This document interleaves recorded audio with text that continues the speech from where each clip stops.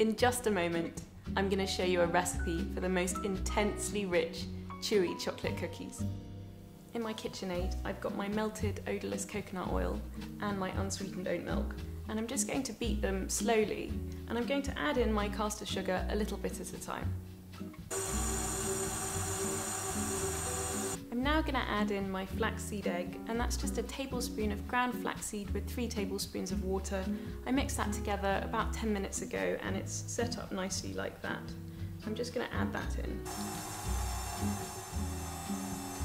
Now I'm going to add in a teaspoon of vanilla and a very small pinch of salt. Now I'm going to add in my melted chocolate. I've allowed it to cool. I'm just going to add it in slowly.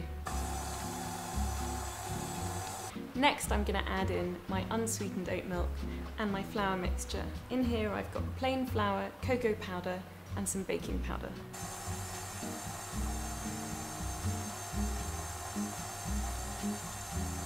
I've preheated my oven to 180 degrees Celsius, and now I'm just going to spoon about a small tablespoon of mixture, 8 on each tray, leaving a 1-inch gap between the cookies.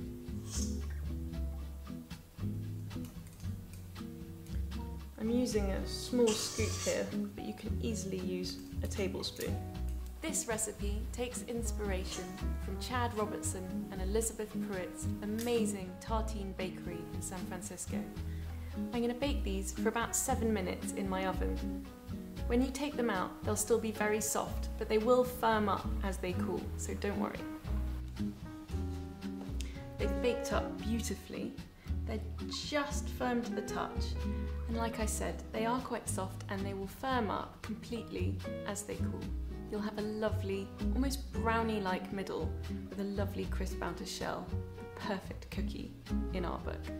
Make sure you leave them to cool fully before transferring them to a biscuit tin or onto a plate for the table. Et voila, your deliciously chewy chocolate cookies. They're incredibly simple to make and they bake in under 10 minutes. Perfect for a cookie emergency. Thanks so much for tuning in to another episode of What on Earth to Eat Now. I do hope that you enjoyed. If you did, don't forget to like and subscribe. If you don't want to miss an episode, don't forget to hit that bell icon, and we'll see you again next time for another episode of What on Earth to Eat Now.